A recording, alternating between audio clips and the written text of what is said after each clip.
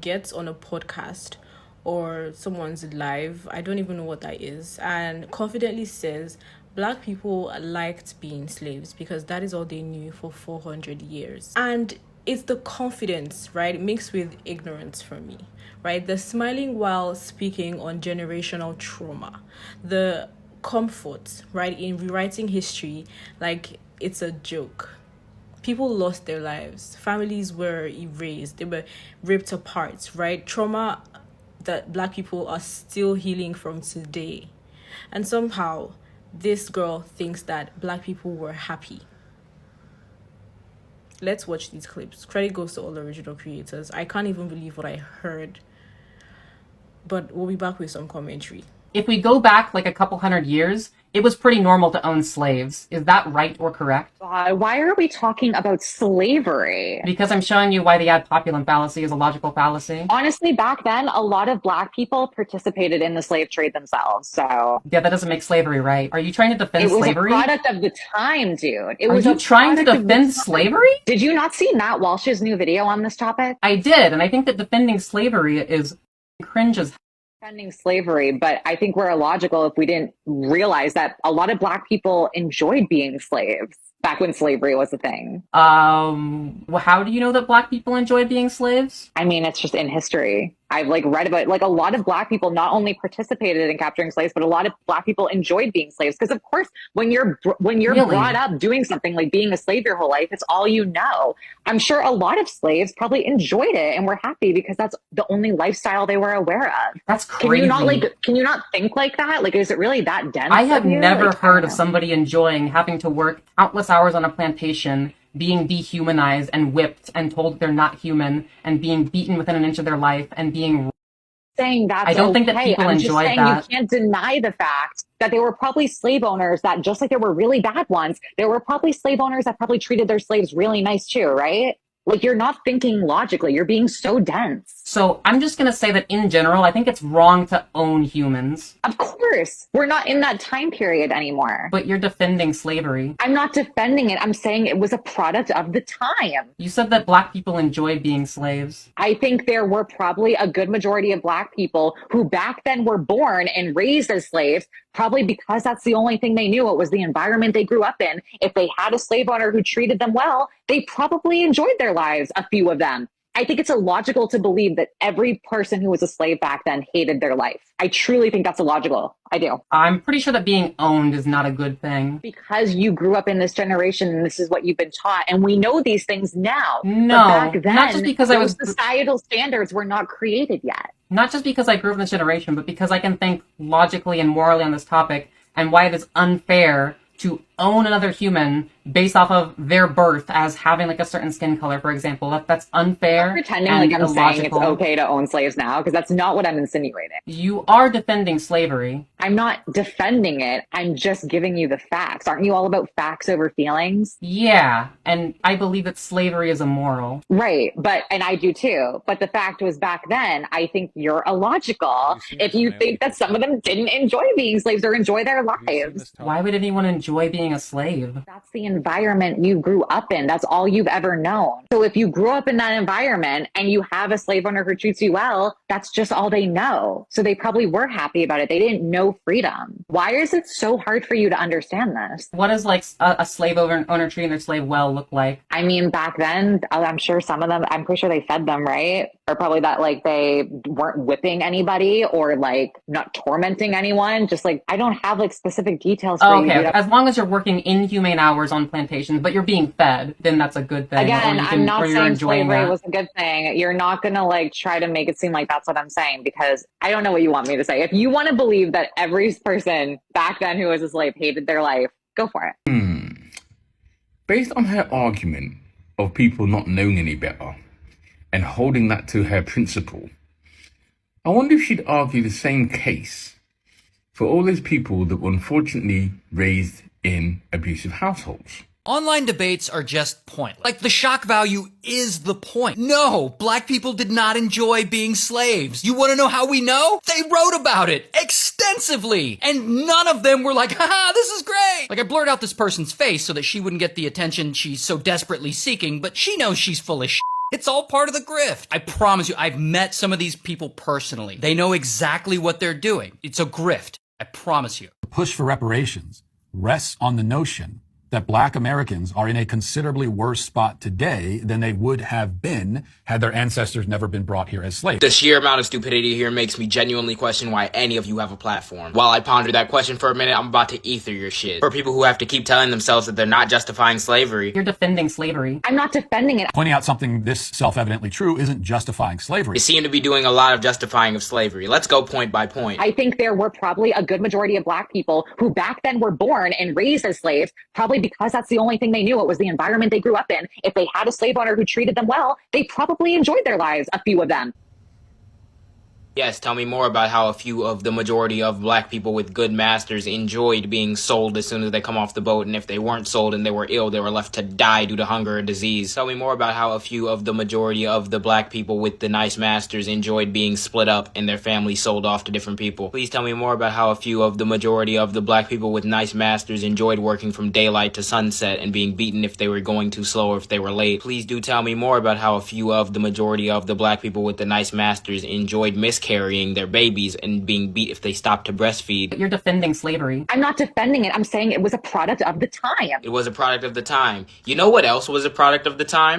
How about abolitionism? So we can stop acting like idiots who don't understand that there were multiple perspectives at this time and that everyone wasn't just in a hive mind where we all just assumed slavery was okay. A legal decision in 1772 in England said that West Indian planters couldn't hold slaves in Britain because slavery was contrary to English law, which is the very law system that the United States law system is based off of. Between 1777 and 1804, northern states abolished slavery. It was known since before America became America that slavery was morally detestable, which is why work began in Britain and in the United States to ban slave imports during the late 18th century. The national political party in the United States that's still alive to this day, the Republicans, was founded in 1854 on the basis of being anti-slavery. The fucking document I read about the treatment of those slaves was written in 1805. That document was part of the reason why new slave imports ended up getting banned in 1808. So when you say Black people did it too, even though it was minuscule and for different reasons, it's a product of the time, even though abolition was a product of the time too. And they actually enjoyed being slaves, which, no the fuck they didn't. You are justifying slavery. Did you not see Matt Walsh's new video on this topic? Oh, we'll get to him too. Here's what he tweeted. An awkward historical fact, which genuinely complicates the reparations debate, is that Black Americans are just obviously better off on average than we would have been had our ancestors never come to the United States. We can prove this point by simply asking which African country anyone asking for reparations would prefer to live in. The answer, of course, is none of them.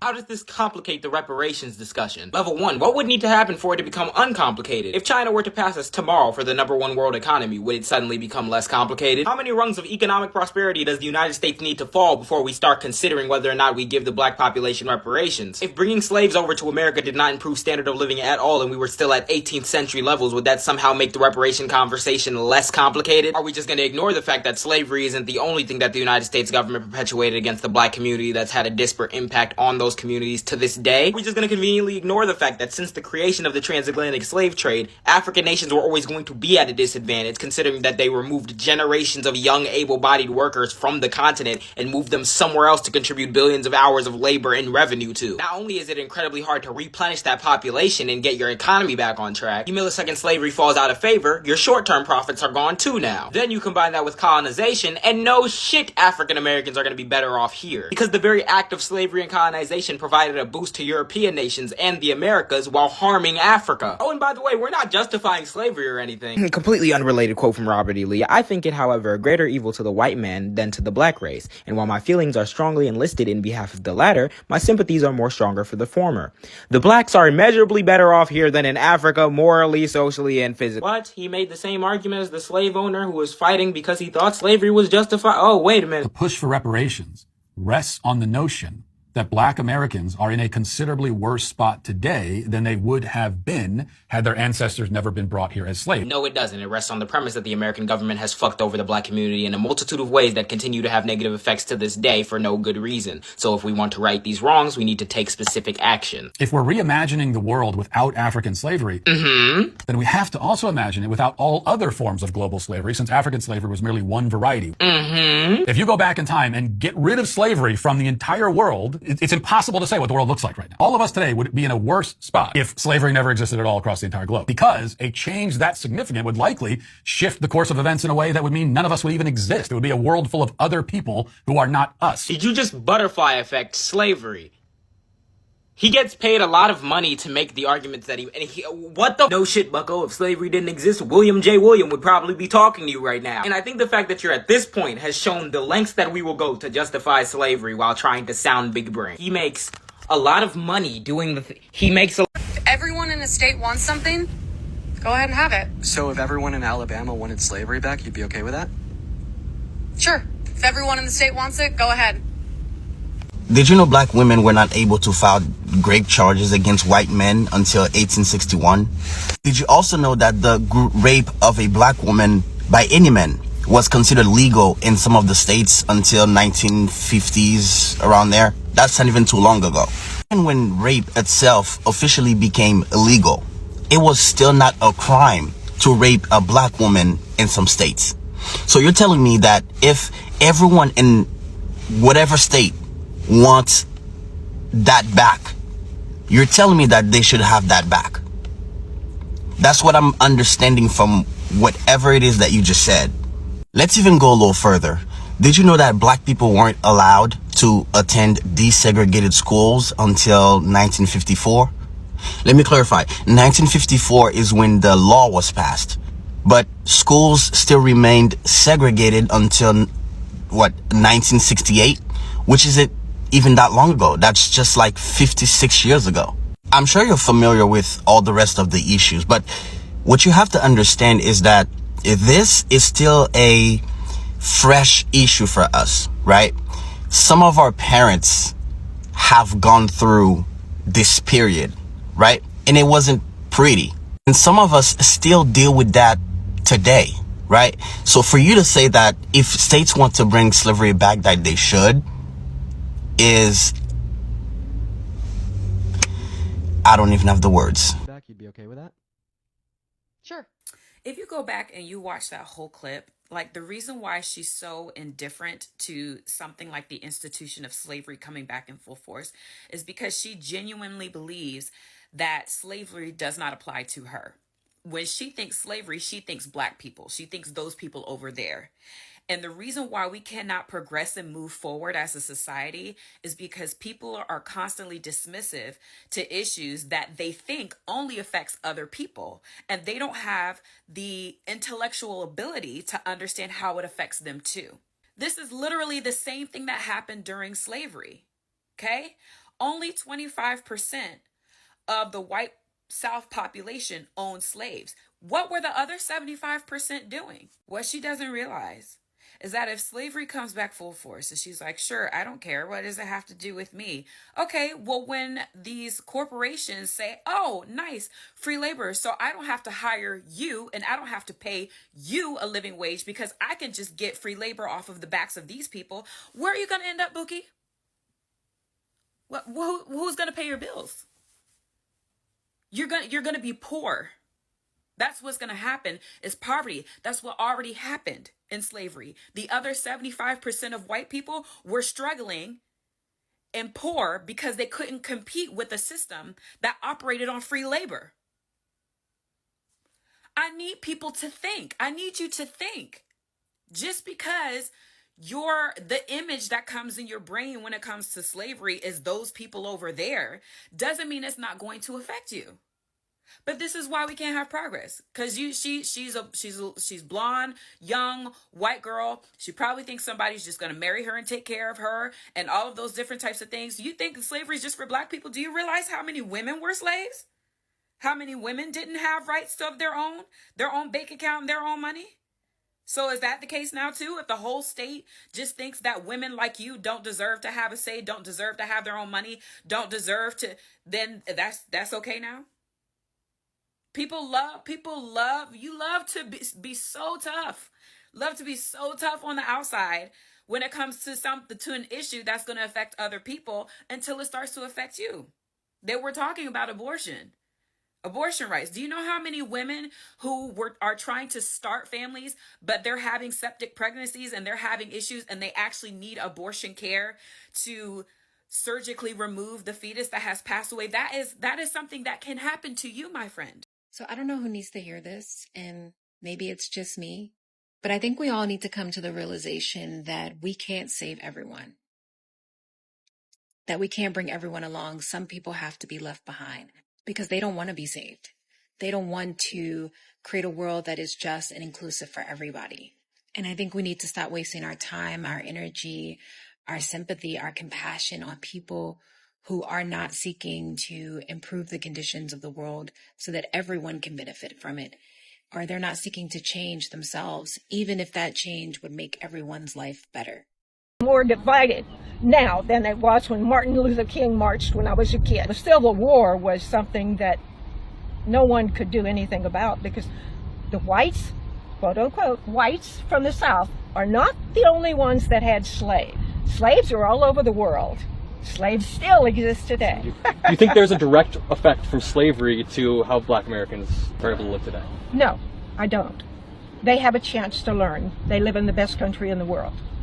If they open their eyes and listen, instead of just focusing on their little area and people that they hang out with, they would learn a lot. But from what you said, it sounds like you were born before the Civil Rights Movement.